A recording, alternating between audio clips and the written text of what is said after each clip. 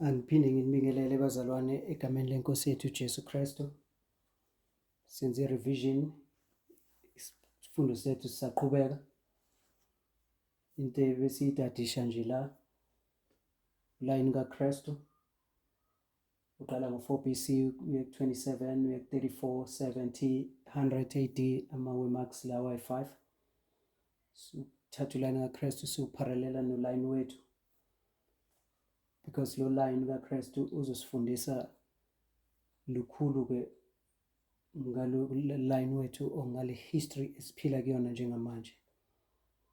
So yonke into besiyenza-ke leyo sisazoqhubeka siloku siyenza, but into ebesayenza futhi-ke sizama uku-establisha lama-Waymarks. U-1989 is the time of the end, la qala khona lo line si-establishile 1989, and then sila ku-2001-ke njengamanje ukuthi lo 2001 simthathaphi. And so into ebesiyenza-ke sibuyela kwi-history yama-Millerite oqala ngo-1798, and then i-Waymark yokuqala leya, i-time of the end yabo leya 1798, then line elandela i-Waymark elandelayo 1840, right? And so sibese-ke into ebesiyenza-ke senze revision yama-events or ama-signs ebebewalandela la njengoba bezopredicta manje ukuthi uKristu uyabuya ngo-1843. So besifunda uRevelation chapter 6 verse 12. So sizophinda-ke senze revision Revelation 6 verse 12, kufundeka kanje. And I beheld when he had opened the sixth seal, and lo, there was a great earthquake, and the sun became black as sackcloth of hair, and the moon became as blood. So ayasitshela-ke ama-Waymarks, first thing eyenzekayo la, great earthquake. So earthquake yayinini 1755, sithe earthquake of Lisbon. So abantu bebekhona-ke la babukele lama-signs, and then elandelayo, the sun became black as sackcloth of hair, and the moon became blood, ngo-1780, right?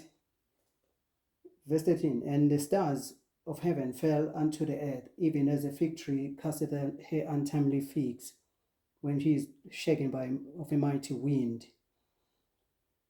Izinkanyezi ziyawa nini? Ngo-1833. So verse 14, so suyazi-ke ukuthi-ke maseziwe izinkanyezi ezolandela-ke manje. And the heavens departed as a scroll when it is rolled together, and every mountain and island were moved out of their places. And the kings of the earth, and the great men, and the rich men, and the chief captains, and the mighty men, and every bondman, and every free man, hid themselves in the dens and in the rocks of the mountains, and said to the mountains and rocks, fall on us, and hide us from the face of him that sat on the throne, and from the wrath of the Lamb. For the great day of his wrath is come, and who shall be able to stand? So siyazi-ke ukuthi-ke ukubuya kwaKristu-ke lokhu. And so labazalwane-ke bebewalandela lama-events njengoba siwafunda, and then bese-ke this is why-ke manje uzobezwa-ke bepredict ukuthi surely into elandelayo manje yini? Ukubuya kwaKristu. And then sibese siya ku-Luke chapter 21.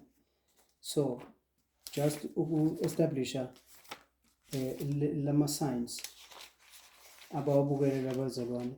Luke 21 verse 25 kufundeka kanje, and there shall be signs in the sun and in the moon and in the stars, right? So Luke 21:25 now you show leon, there's going to be signs in the sun, moon, and stars, right? Verse 1, and upon the earth distress of nations with perplexity, the sea and the waves roaring. So kwenzekani emhlabeni? In the heavens you have ilanga liguqukela bamnyama, ilanga inyanga ibabomvu, izinkanyezi ziyawa. That's in the heavens. On earth kwenzekani? Distress of nations, perplexity, seas and waves roaring. So sifuna discussa ke manje lama distress of nations, because if you follow ukuthi kwenzekani la, you will, if ulandela lama signs kuzofanele understand ukuthi there's distress of nations as well. So yini distress ama nations? So sifuna ukusuggesta ke manje ukuthi lama wars, these trumpets we are discussing, remember mesikhuluma ama trumpets ukuthi ama trumpets asetshenziswa uNkulunkulu to punish the Roman armies, right? So sikhuluma ngezimpi la, these wars, these are these distress of nations, first war and the second war. Lebe siyidiscussa la, the second war ezophela nini? August 11, 1840. So it's the same history ke siyidiscussayo. Kuyo yona le history, there are distress of nations, there's a distress of nations. Khona izinto ezidistressa ama nations. So ama nations ahlushwa yini, and the sea is roaring. Usakhumbula mekhulunywa ngolwandle ukuthi abantu lapho, people's multitude in tongues, ulwandle lwenyakaza, abantu they are distressed. Izimpi lezi ezidiscusswayo. So kusho ukuthi enye yama signs mayelana nokubuya kwaKristu, distress of nations. Ungayikhohlwa leyo, izimpi lezi ezikhona ezenzekayo kulomhlaba nazo zi part and parcel yalama signs, right? So sithi ke yonke leyanto yiyo le yenzekayo 1840, njengoba ke besobona ngo-1840 ke ukuthi ke ngempela ke uKristu ke, so sisekuye ke lo 1840, usamkhumbula ke besidila ne-fifth trumpet and the sixth trumpet, sizofika kulo 1840. Ama-Millerites predict ukuthi Ottoman Empire is going to come to an end ngo-1840. And so kuthiwa abantu abaningi they baqala bathatha serious manje ama-Millerites if ekhuluma ngokuthi uKristu uyabuya ngo-1843, right? So sifuna ukwenze establisha leyo nto besiyikhuluma izolo. Sifunda Great Controversy page 334 to 335. Kuthiwa la, in the year 1840, another remarkable fulfillment of prophecy excited widespread interest. 2 years before, Josiah Leach, one of the leading ministers preaching the Second Advent, published an exposition of Revelation 9, predicting the fall of the Ottoman Empire. According to his calculations, this power was to be overthrown.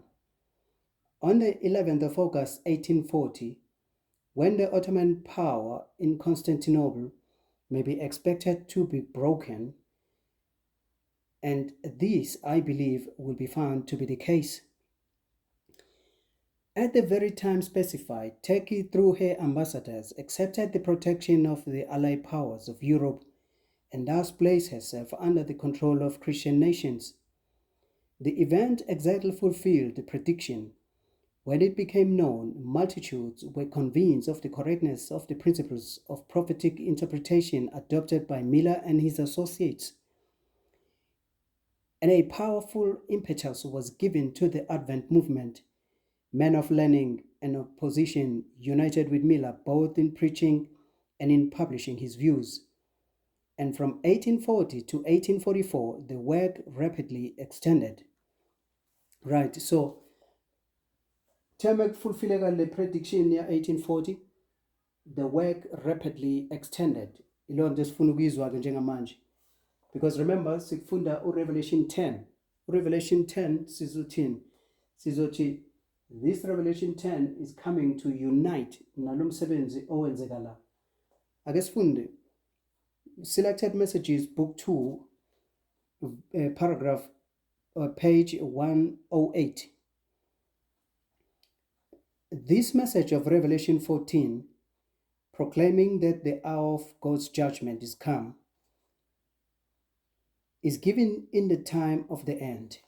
siyayizwa le nto kuthiwa la this message of Revelation 14 emuphi lo msebenzi Revelation 14 verse 4 verse 6 and 7 the first angel's message le ithini fear God give glory to him for the hour of his judgment is come kuthiwa lo msebenzi this proclamation is given in the time of the end unikezwa nini in the time of the end so the time of the end is 1798 first angel's message iyaqala la right then siqhubeke bese kuthiwa and the angel of Revelation 10 is represented as having 1 foot on the sea and 1 foot on the earth on the land showing that the message will be carried to distant lands the ocean will be crossed and the islands of the sea will hear the proclamation of the last message of warning to our world so kuthiwa la lengelosi ka Revelation 10 njengokuyibona ibeke unyawo olwandle olunye unyawo libeke emhlabeni ikhombisana lento this worldwide extent or the message will be carried to distant lands and the message will cross the islands and seas siyibona le nto so this message, this angel of Revelation 10 is coming to empower this angel, this first angel's message. Sebon. You have this message coming in, increase of knowledge, and then you have Revelation 10 coming to empower the message, right?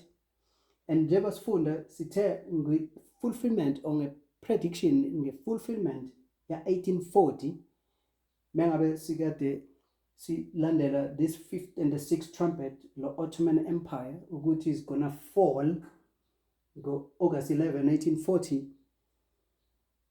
this fulfillment izokwenzani kuthiwa people of learning abantu bazothini bazomlandela kuMiller manje angithi sifundile Miller and his associates kuthiwa la when it became known, the multitudes were convinced of the correctness of the principles of the prophetic interpretation adopted by Miller and his associates. And a wonderful impetus was given to the Advent movement. Men of learning and of position united with Miller, both in preaching and in publishing his views. And from 1840 to 1844, the work rapidly extended. Once Yaba predicted the event, umsebenzi, boom, right? This is the empowerment of the angel of Revelation 10. So, uzozwa ke manje ukuthi ke mase uya ku Revelation 10 abesithi ukuzifamiliarize nale angel because this angel is Jesus Christ, right? But siyazi ukuthi ingelosi yini, it's a messenger, angithi sishiye. So, umsebenzi owenziwa abantu bakaNkulunkulu emhlabeni njengobuzwile ukuthi Miller and his associates were vindicated and then abantu people of learning and of position united with Miller to spread the message, right? So kuthiwa la Revelation 10 verse 1 and I saw another mighty angel come down from heaven clothed with a cloud and the rainbow was upon his head and his face was as it were the sun and his feet as pillars of fire. So this depiction la Ukrastulo, this angel of the covenant according to Malachi chapter 3, because kukhona rainbow ekhanda lakhe ayithi kusho njalo and so bese kuthiwani ubuso bakhe bukhanya njengelanga Malachi 4 verse 2 this is Jesus Christ the son of righteousness, right? And then bese kuchazwa izinyawo zakhe his feet as pillars of fire this is Revelation chapter 1 John mechaza ukuthi lo ambona izinyawo zakhe zinjani like pillars of fire this is Jesus Christ, right? But siyazi ukuthi it is the work of God umsebenzi wabantwana umsebenzi kaNkulunkulu using abantu bakhe emhlabeni sikhuluma ngomila nama-associates akhe nalabo abamlandelayo, right? Verse 2, and he had in his hand a little book open, and he set his right foot upon the sea, and his left foot on the earth. So le ngilosi iphethe ibhuku livuliwe, right?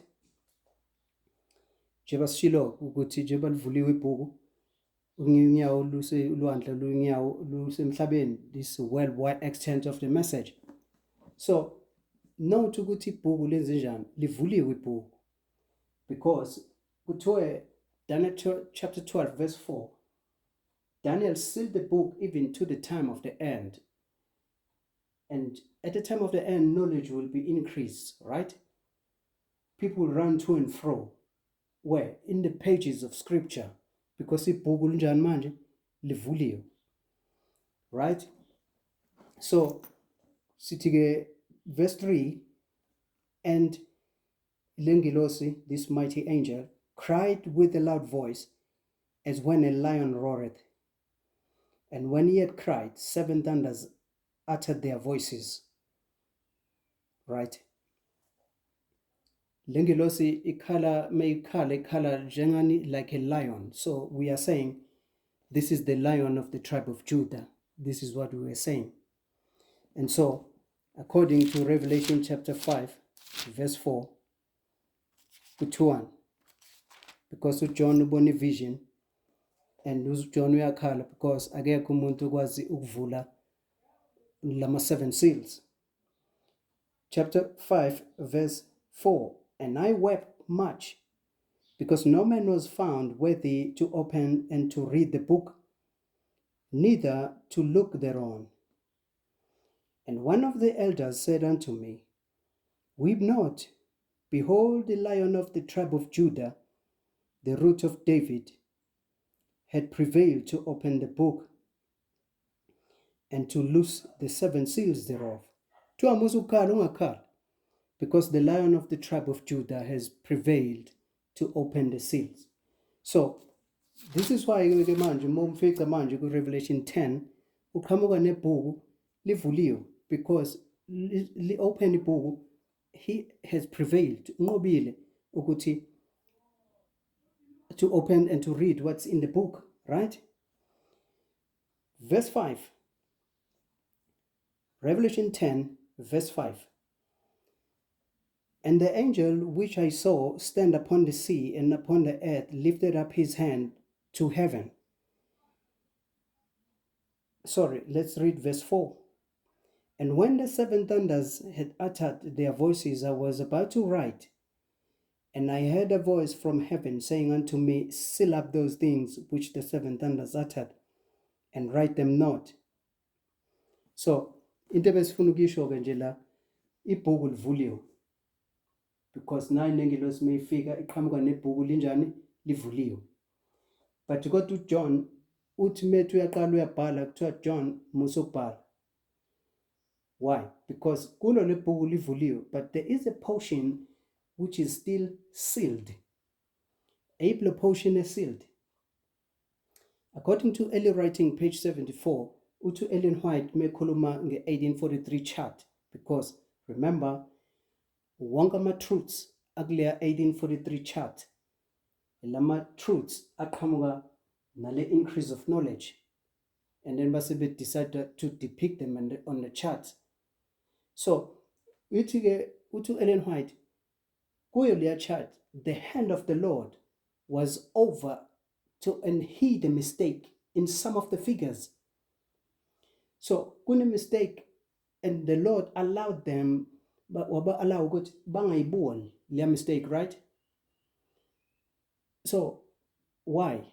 Until his hand is removed. Kusho njalo. Kuzekani la? So there is a portion in this book ekufanele uJohn angayibhali, ngamanye amazwi angayivezi, because kukhona abantu ekusafanele betestiwe. This mistake esikhuluma ngayo, njengoba bebelieve ukuthi uKristu uzobuya ngo-1843, kanti uzobuya nini? Iprofesi ithi uzobuya nini? Ngo-1844, right? So but siyazi ukuthi even nalapho there's a disappointment. So sithi yonke leya nto was designed by the Lord to test the people. Loo nto besifuna ukuyisho-ke la. Then siyadlula. So sisakhuluma-ke ngani? Sisakhuluma ngo-1840, and then siyibonile-ke le ngilosi coming down, this mighty angel, to empower this message, the first angel's message, Revelation 14, right? Siphinde futhi sibe nento esizoyifunda la.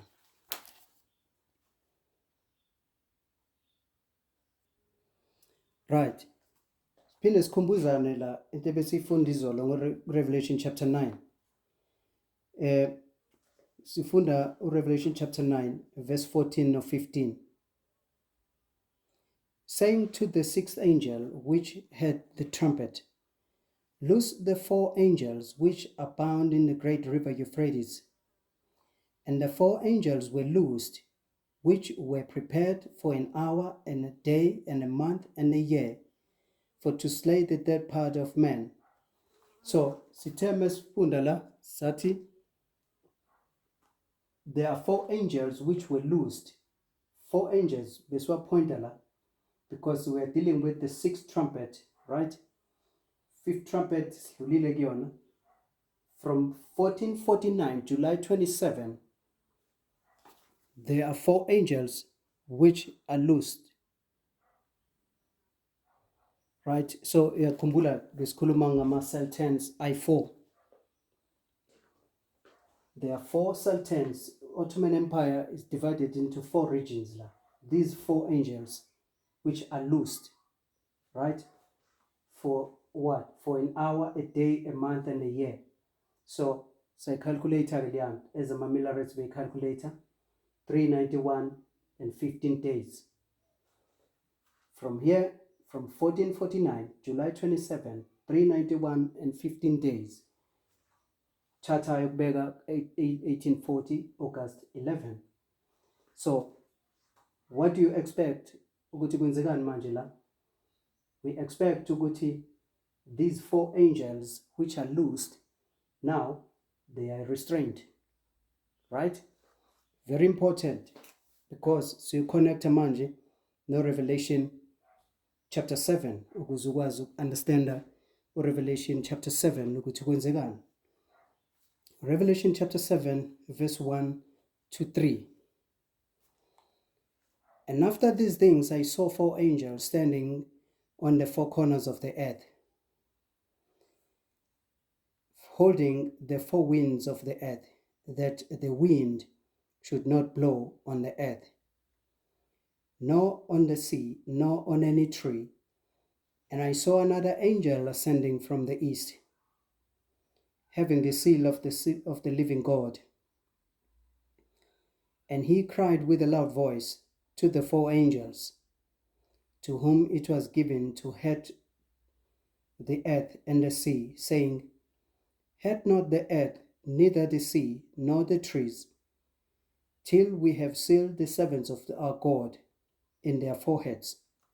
So, tuanla, there are 4 angels holding the winds. And we are suggesting these 4 angels which are holding the winds are here, because these 4 angels were loosed. So these 4 angels has to be restrained. But we know there has to be 4 angels to do that. Njengoba besikhuluma ngama 4 European powers, right? Ukuthi yiwo azokwenzani they will put a hold kule power. So simple nje so ithatha kanjalo kwamanje, you have these 4 angels holding the winds. But we know ukuthi we are talking about these angels ekukhulunywa ngayo la in the symbolic sense. But sibambe nje kanjalo ukuthi there are 4 angels which are holding the winds, right?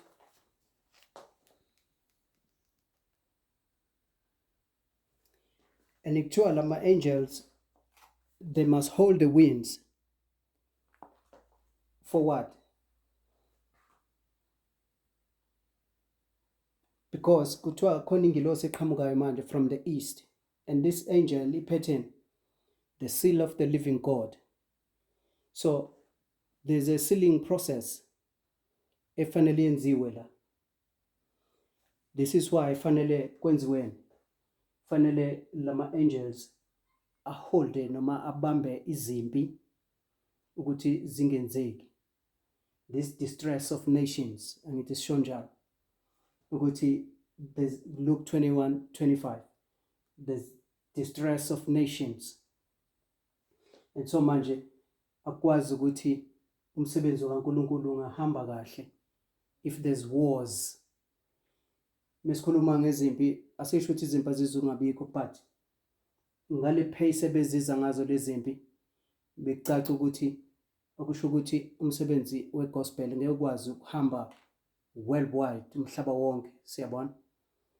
So this is why bekufanele this Ottoman Empire abe restrained, because it is this Ottoman Empire. Masikhuluma nge-Ottoman Empire ungakhohlwa sikhuluma Muhammad, or there's Mohammedans, Islam. So uye lesikhuluma ngayo because by problem, yabo, they are distressing the nations kule history. So it is Islam distressing the nations. Remember sikhuluma nge-fifth trumpet, the sixth trumpet, which Muhammad is raised to punish Rome or the armies of Rome, right? And so this is the work. So if kukuthi manje bayayekwa, kusho ukuthi lo msebenzi uqalile, sithe uqale nini ngo-1798, this first angel, kusho ukuthi lo msebenzi uzophazamiseka if there's wars ezihamba ngaleya pace yalolu hlobo. They had to put a restraint on Islam. Siyabona? So this is what we are discussing in Revelation chapter 7, verse 1 to 3, because this angel from the east iphethe the seal of the living God. And so khona sealing, there's a sealing efanele yenzekile kule history. This is why kuthiwa the sixth angel is still sounding. So ngizokwenza correction manje because ngithe uHazel Force obe predictor leyo prophecy, but eqinisweni it is William Foy. So I've said these are two men ababaleki prophecy, or noma bangazange bakwazi ukufulfilla this lumsebenzi we prophecy, this prophetic office, and then lumsebenzi wasuswa kulaba abantu wanikezwa uEllen G. White, right? So William Foy already besenawo ama writings of which is so ifunda khona manje le quotation to establish these things, because we are nositshelayo ukuthi this sixth trumpet ayipheli la, it's a war ephela la, but the sixth trumpet is still sounding up until 1844 siyasho, because there's a work ekufanele uyenzekile la, this work of sealing. So people of God had to be sealed. So this is why kufanele izimpi ziboshwe zibanjwe. These angels are holding the four winds, Revelation chapter 7, that it should not blow on the trees and everything, siyabona, until abantu baNkulunkulu they are sealed. So 1844 ubaluleke ngaleyo ndlela. Kufanele uyigcine engqondweni. Sikhuluma ngani la? Sikhuluma ngalama angels ayi-4 which are holding the four winds. Sikhuluma ngalama angels ayi-4 futhi which are loosed, but these angels had to be restrained by these four angels again which are holding the four winds.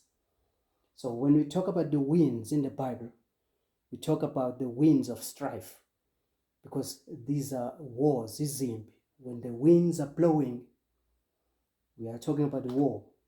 So Luke chapter 21 verse 25, the stress of nations and the seas roaring. Inayenza ulwandle lurore it's the winds. If umoya blowing the winds, it's blowing the sea, these billows, and then this roaring is the winds. Izimpi lezi sikhuluma ngazo ekufanele zibanjwe until umsebenzi kaNkulunkulu wenzeke. And then after that, bese ke the winds will be let loose. And we know ukuthi ke they will be let loose at the 7 last plagues. La ngempela ke manje uKristu uyabuya.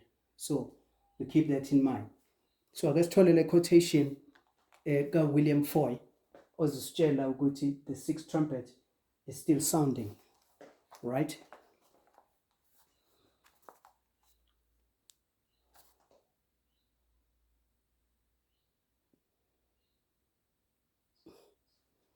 So we're reading from William Foy's second vision on February 4, 1842. Quote, "Near the place through which was passed, I beheld a mighty angel clothed in pure white raiment, having a crown of brightness on his head. He appeared to be gazing through the bar, and his eyes like lamps of fire." So this mighty angel again, which got ephethe ingubo emhlophe enamehlo omlilo. This is Christ, angithi? Eyes like lamps of fire were fixed with steadfastness upon the earth. He stood with his right foot placed before him,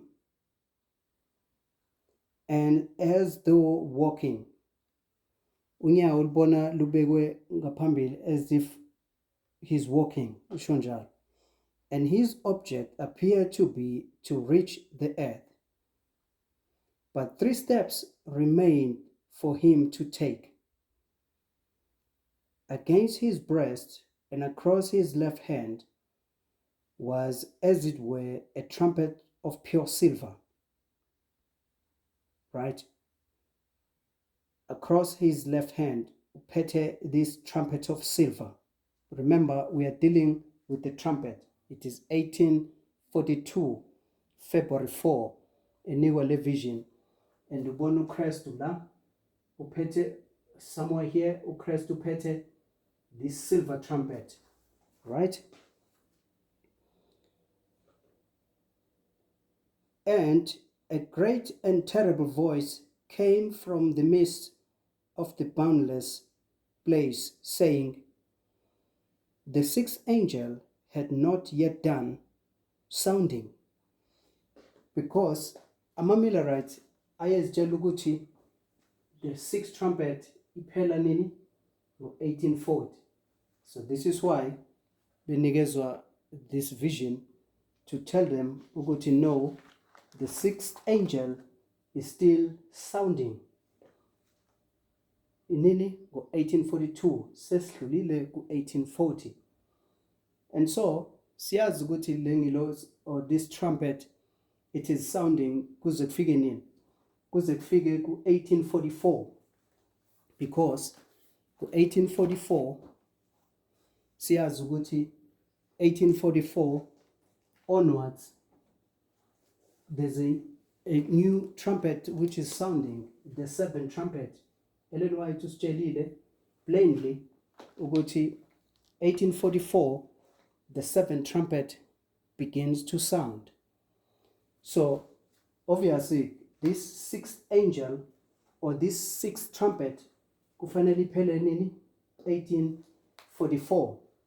So if you think about it, mawucabanga, why kuthiwa le angel it is still sounding?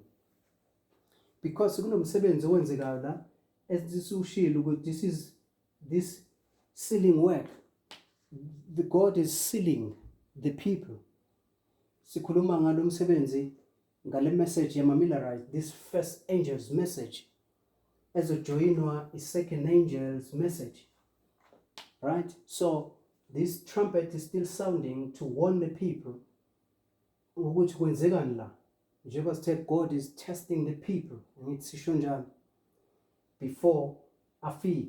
So siwakhulumile ke wonke lama concept, but into efuna uyithathe ke la ile ukuthi size la njengoba sikhuluma zonke lezi zinto, all we are doing tesiyenzayo, we want to establish 1840, right, or a second waymark yaleya history. Once we established 1840 as a waymark, because the history of Millerite will be repeated to the very letter kuleya history yethu, then uzokwazi ukuthi u-2001 sizomthola kanjani, because into esiyinothile la, there has to be this angel which is coming down. Angithi sisho njalo.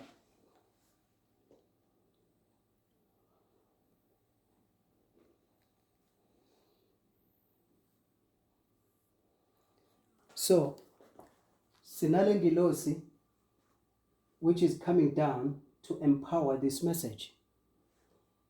So sithi ke 2001 kuleli point, you have to have this angel which is coming down to empower this message, right? Kwi-history kaKristu, you have what? Because uKristu is on earth, usemhlabeni angithi. So what is coming down ngo-27 AD? So ngo-27 AD, the Holy Spirit is coming down like a dove, right? Njengejuba, njengeyobe, azohlala phezu kwaKristu to ensure abantu ukuthi uye lo, bese qhamuka in izwi angithi, this voice from heaven elithini leli lizwi, this is my son of whom I'm well pleased. So mzweni angithi siyikhumbula leyo nto. So you have this voice which is coming from heaven elizoproclaim ukuthi uye uMessiah lo, u-27 AD mengabe uKristu ebaptizwa uJohn the Baptist. So from this point on, uKristu manje is going to be a Messiah, this anointed one. He's giving the message now, because uzohamba manje ayepi in the wilderness. Is establishile lezinto, uzohamba aye in the wilderness, afike ahlale in the wilderness for 40 days 40 nights ezilile. And so after that abesebuya enzani, enza umsebenzi wakhe. He's ready manje to be a Messiah. From this point on, umsebenzi kaKristu rapidly move forward, or umsebenzi uzokhula ngokushesha, because now the work is empowered, right? So sithi ke manje ke lezi zinto esifuna ukuthi sizinote ke lezi, because we history of Millerite, this angel came down to empower this message.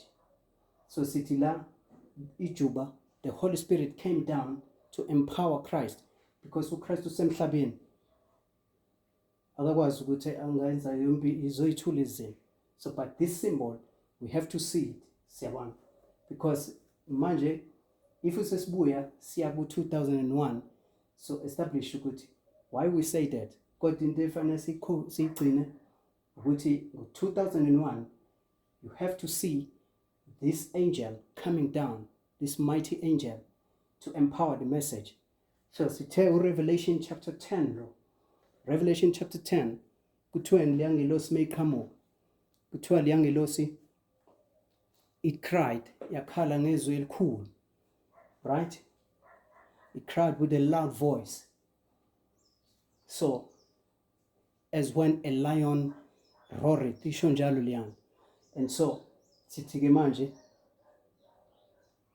this njengobona leli juba lithi melihlala phezu kwaKristu ngo-27 AD, bese qhamuka leya voice eqhamuka from heaven ezokhuluma ezosho ukuthi this is my son.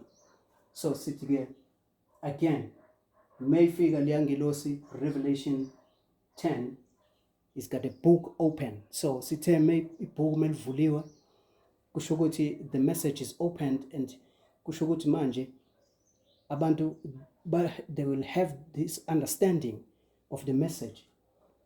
And so again siyibonile lonto lengilosi mayifika naleli bhuku elivuliwe.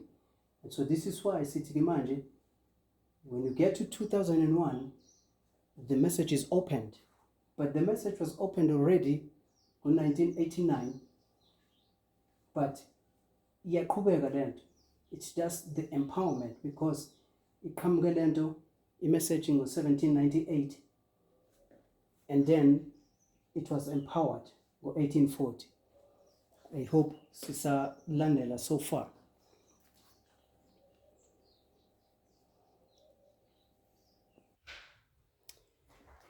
Right, so I guess funda le quotation, early writings 85. Sisakhuluma ngaleya concept yokuthi ngo-1840 khona lema angels which are holding the four winds.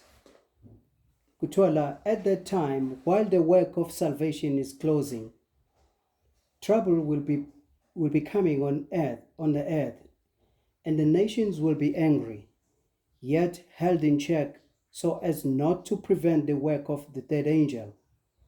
At that time, the latter rain, or refreshing from the presence of the Lord, will come to give power to the loud voice of the third angel and prepare the saints to stand in the period when the 7 last plagues shall be poured out. So, sakhuluma ngaleya principle ke yokuthi le mimoya, these 4 angels are holding the 4 winds for what?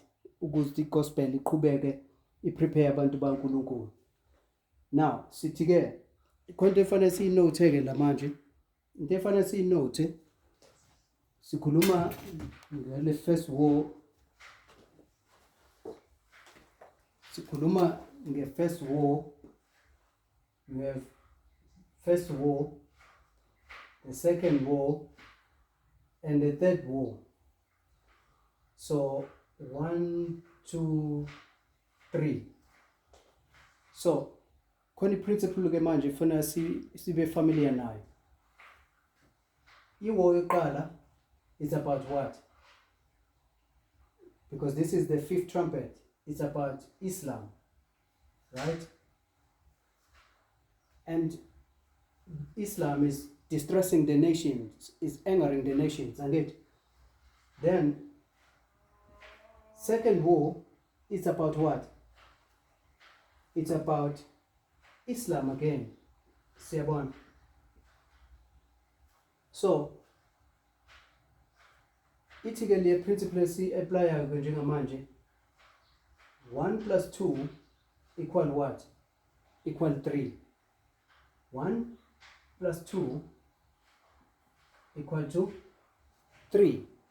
So, first war siyibonile, second war siyibonile, because the third war ayikafiki yona.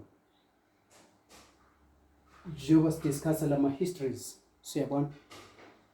And ngesikhathi Ellen White, this third war ibingakafiki, or njengobona manje 7 trumpet iqala ngo-1844 iye phambili.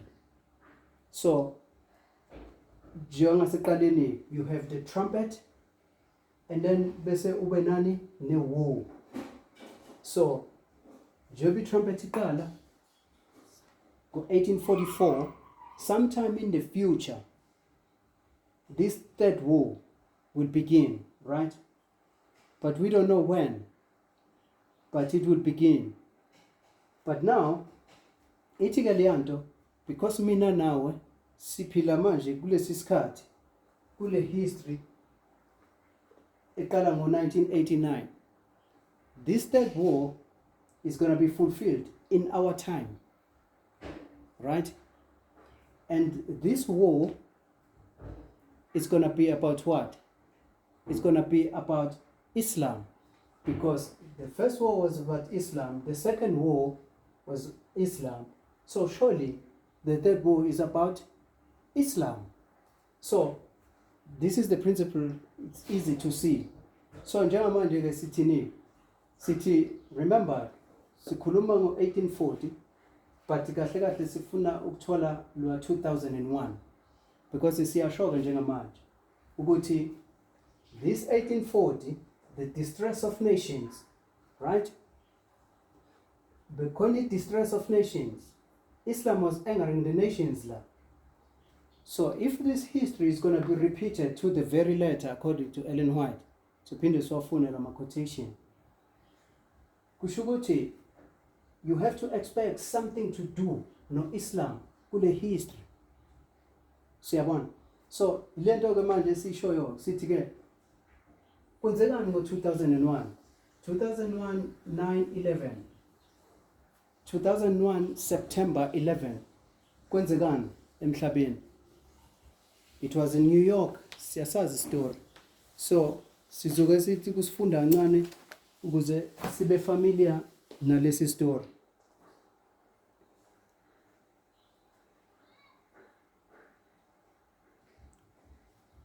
So sifunda la Wikipedia ezositshela ukuthi kwenzekani ngoSeptember 11 2001. The September 11 attacks, commonly known as 9/11, were 4 coordinated suicide terrorist attacks carried out by the militant Islamist extremist network Al-Qaeda against the United States on September 11, 2001. The morning, 19 terrorists hijacked 4 commercial airliners scheduled to travel from the New England and mid-Atlantic regions of the United States to California. The hijackers crashed the first 2 planes into the Twin Towers of the World Trade Center in New York City, and the 3rd plane into the Pentagon, the headquarters of the United States military, in Arlington County, Virginia.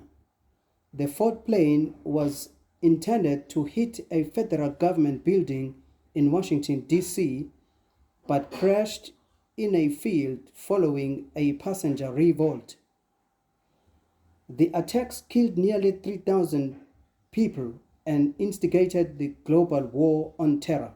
So, in a nutshell, lento yenzekile ngo-September 11, 2001.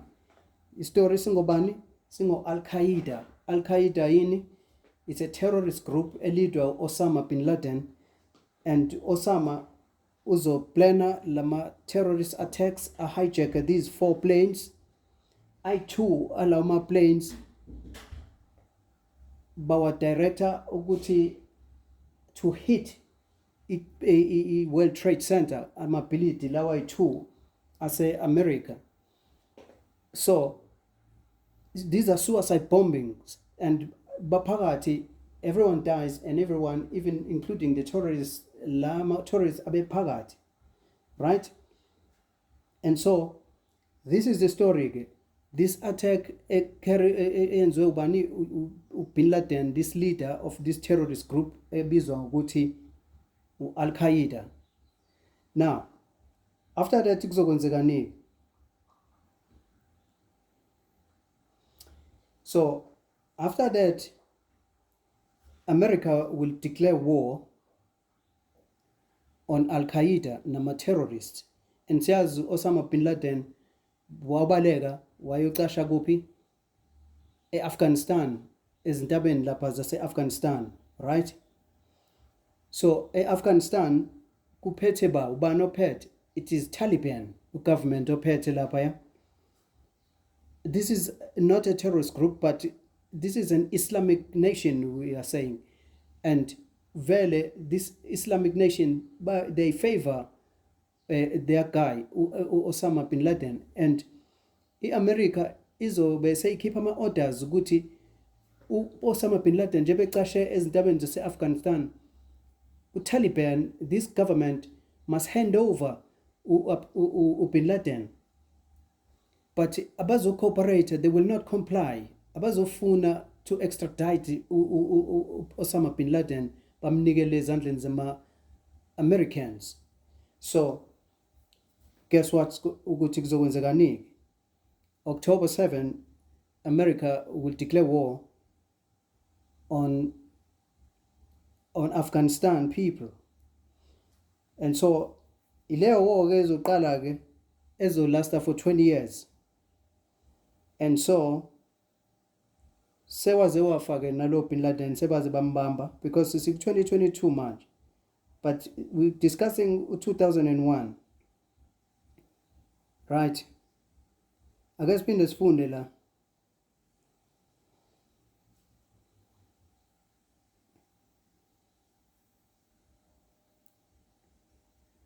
So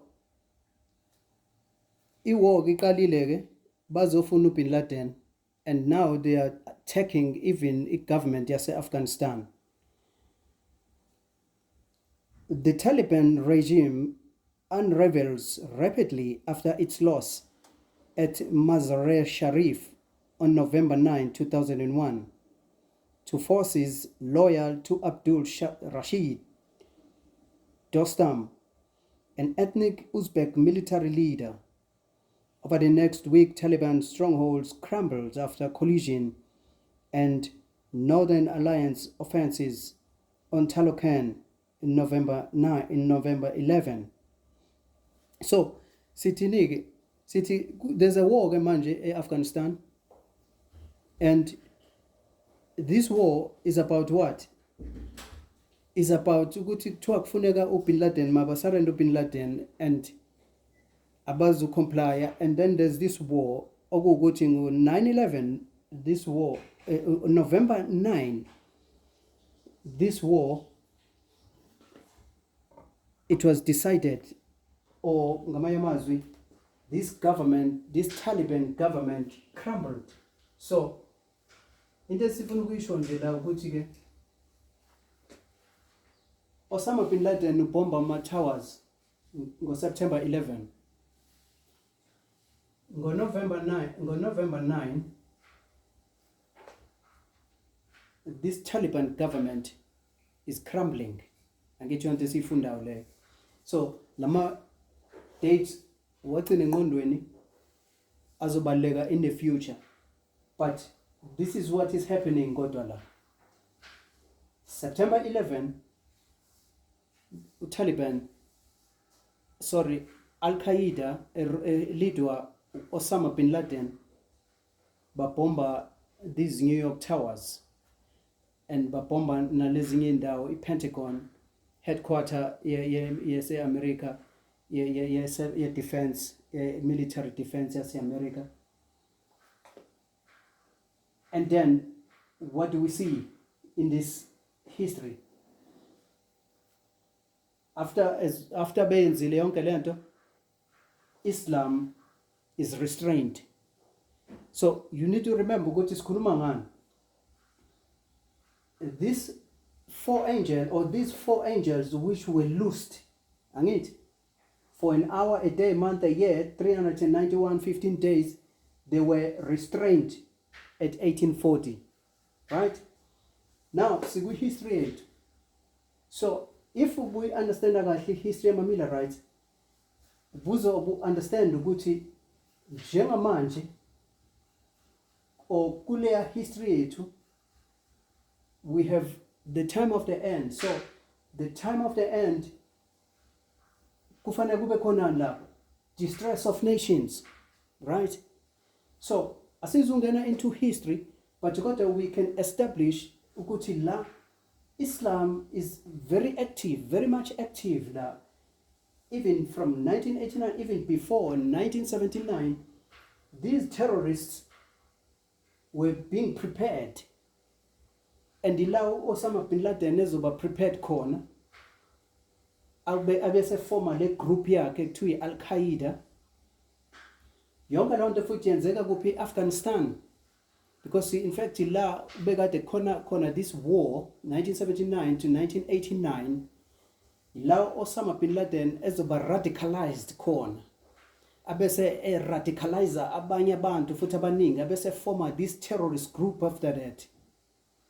And so usayifomile this terrorist group wabanika futhi ke this doctrine. Which doctrine? This doctrine of this false prophet. Sayikhumbula le doctrine esikhuluma ngayo, this is Muhammad, right? Ukwenzekani la ukuthi we are fighting the wars of Allah. Angithi izimpi zika-Allah, we do or die. It's either they convert or they turn Mohammedism. Sayikhumbula into enjalo. So basaqhubeka naleyo radicalization, leya jihad. What is a jihad? It's a holy war, right? So sithini-ke manje sithi right in the beginning sibona these terrorists beqala this radicalization njengoba manje sebephethe le doctrine yokuthi ke manje sizokwenzani ke manje.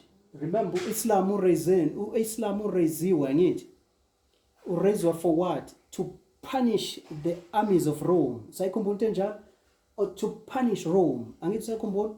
So besidila ne fifth trumpet and the sixth trumpet. This is lama trumpet punishing Eastern Rome, angithi. And then lama trumpet ayi-4 oqala beswasho sithi Alaric the god kwaba uba yesibili, Genseric the Vandal, lesithathu kwawubani Attila the Hun, AS4 kwawubani Odoacer the Heruli. So kwenzekani lapho? These 4 trumpets were punishing Western Rome. Now these 5 and 6, they are punishing Eastern Rome. Siyabona? And so sithini-ke manje, because now we are living in the future now. So yonke le nto uzuyithatha-ke manje spiritually. Sisaqhubeka kusayizimpi zase-Rome, kusayini, kusayama-armies ase-Rome lawo, yabona. So sithi-ke at the end of the world, Americans are the armies of Rome. So this is why manje bona these Islamic activities la kule history punisha the United States ngaleyo hlobo, siyabona. So sithini-ke kahle kahle. So sithi-ke manje at 2001 we see the activities of Islam njengoba kade in 1840 ubona these activities of Islam, right? And so but these angels were restrained, angithi, by these 4 mighty angels which are restraining them. For what? For the sealing of God, ukuze abantwana bakaNkulunkulu babe sealed. Siyabona? So sithi-ke manje again, if you believe this, if you believe ukuthi history yama-Millerite is going to be repeated to the very letter, Nati, we should see these activities of Islam. So you can only see these activities of Islam if you believe the history of the Millerites. When we talk about this angel, this first angel which is coming in, and this angel is empowered. And so manje city again, this angel in our history, the first angel has to come in, right? And when this angel comes in, it has to be empowered. So city in our history is going to be empowered with 2001 September 11. Last bona corner, the activities of Islam coming back again. But shortly after November 9, Islam is going to be restrained because siyafunda njengamanje Taliban regime unravels rapidly after its loss at Mazar-e Sharif on November 9, 2001. So maybe lose a battle be'ekupi e Mazar-e Sharif, because remember Americans manje angenile Afghanistan, and they are making war in Afghanistan because bafihle Osama bin Laden. Americans afuna Osama bin Laden, right?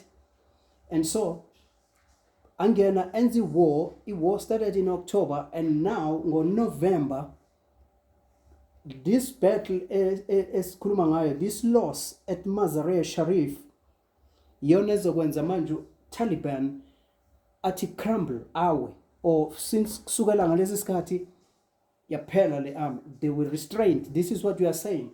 So sithi-ke manje at 2001 Islam is restrained again, right? According to Revelation 7 verse 1 to 3, Why they are restrained?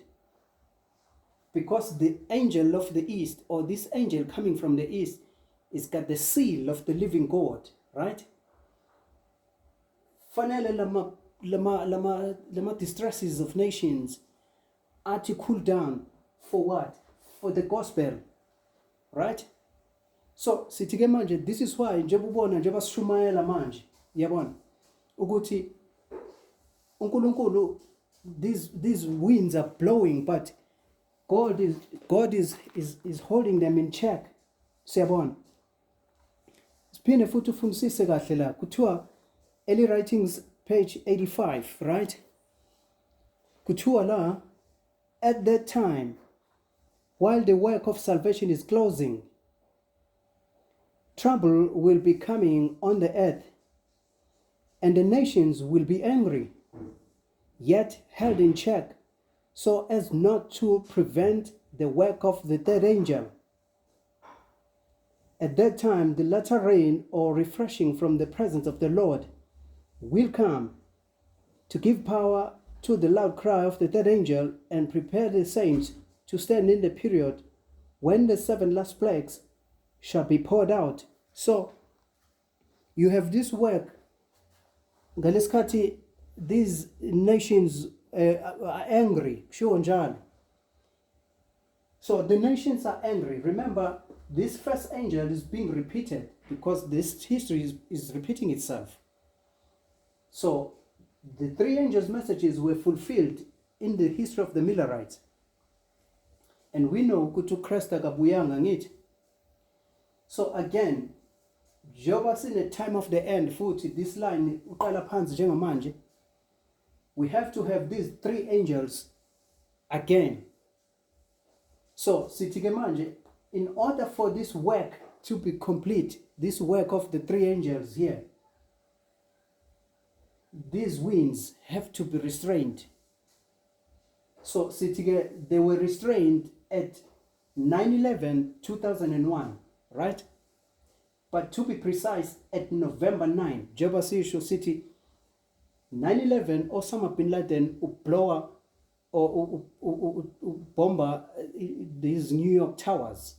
But later on November, Taliban is restrained at Mazar-e Sharif, that loss, esikhuluma ngayo manje, on November 9. So, city, anyway, in a nutshell, November 9 is this restraining. The nations are angry. So this is why we have November 9, we have September 11, 2001. I hope this is clear. We have time of the end, 1989, alandelwe 2001, September 11, this event about Islam. And Sitimand, this is the third war. The third war has begun. The third war has begun, but these winds are held in check. So this is why Utimoto Abuga manje izindaba TV, you can see ukuthi there's this war which is bubbling. But you got the wars, these winds are held in check by the Lord. Siyabona? For this angel, or for the 3 angels, for this work, for this sealing to be complete. So, Sitige, this is the story of this 2001 njengoba simbona la kule ebhodini as this second waymark. Simtata kulia line yama Millerites, when these winds, when these 4 angels are restrained at 1840. So Nala, you have to have these 4 angels are being restrained. But again, because we're dealing with number parables, you're not going to see 4 regions. But this number 4, these 4 winds, these 4, the number 4 represent what? Amagumba manomhlaba ngithi east, north, west, south. 4 complete the whole world. So these angels are holding these winds in emagumbini amane omhlaba, the 4 corners of the earth, ukuthi kungaliwa until umsebenzi kaNkulunkulu wenze njani wenzeke. So in a nutshell, this is how we get these waymarks. 1-2 waymarks ebesifuna ukuthi siwa understand. I hope sizingama namhlanje. I hope khona isense eyenzekayo kulezi zinto ezisiqhubeka. Maybe we will touch these things again, but I hope kuzwakele kodwa ukuthi kahle kahle sithini kwenzekani la, and siwathatha bonke lama waymarks, and you can see ukuthi ke kwenzekani, and you can see ke ukuthi ke this empowerment of this message manje. The message is empowered in 2001. uKristu manje ubaptiziwe, uyazazi manje ukuthi mission yakhe ikuphi. This angel which is coming down with the book open, ibook livuliwe, right?